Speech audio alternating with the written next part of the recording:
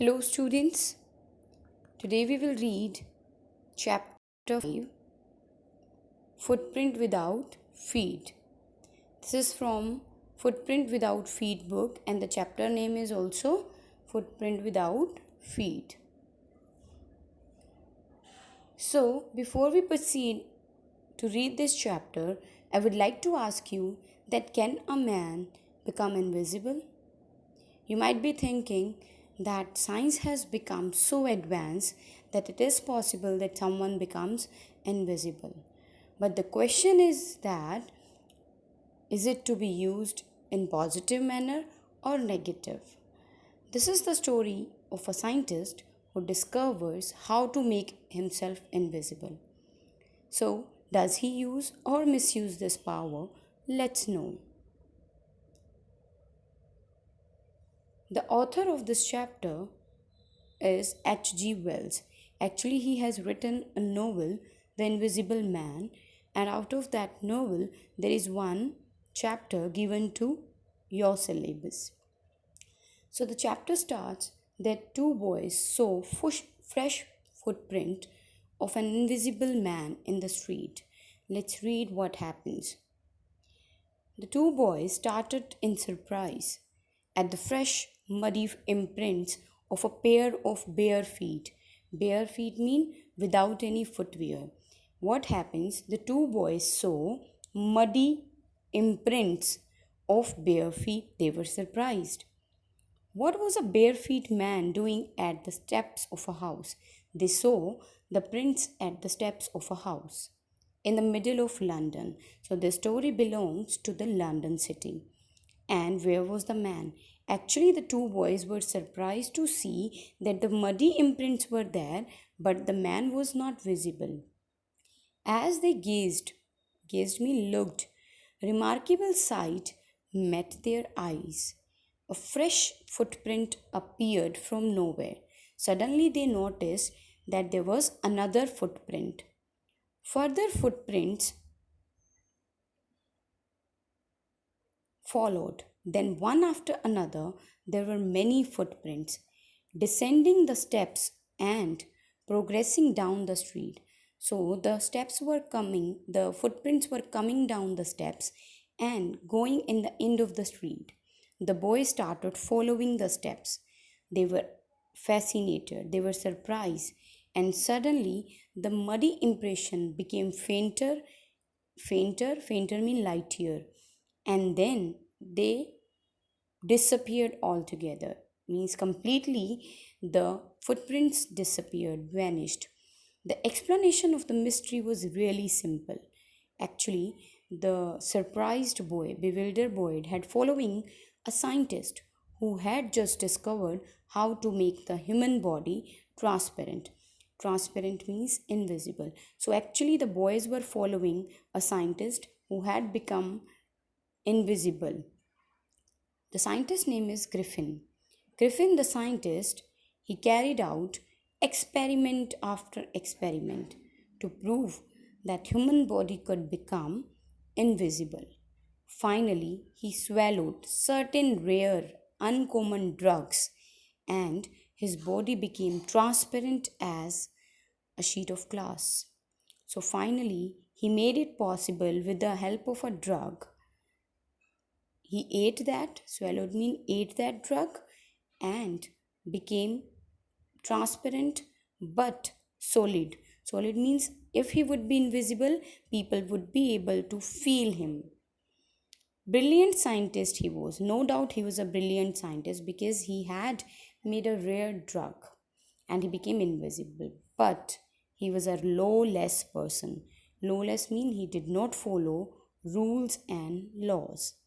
His landlord disliked him. He lived on rent and his landlord disliked him. He tried to eject him.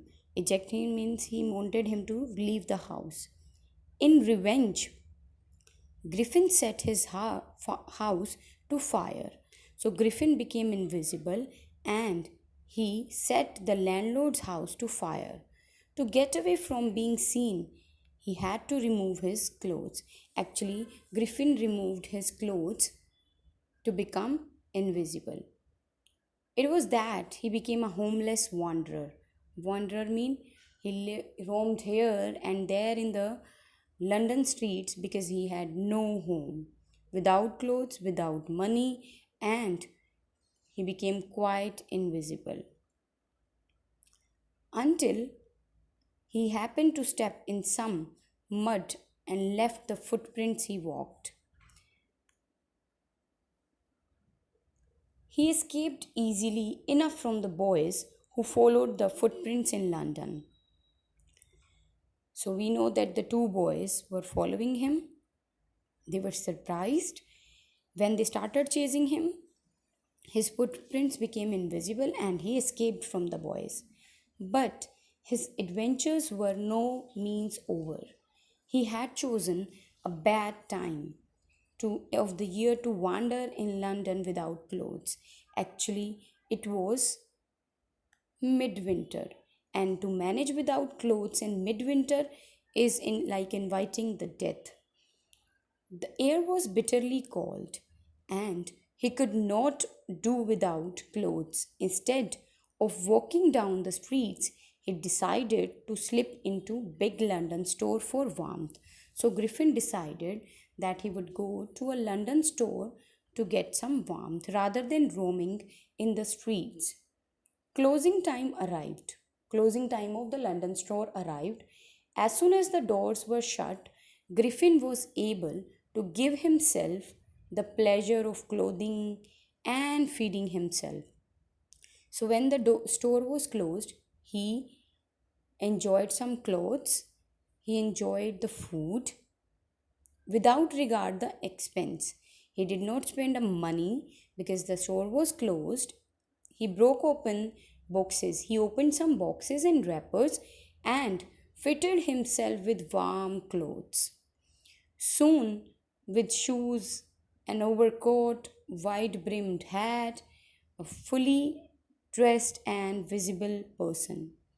He went into the kitchen of the store and of the restaurant.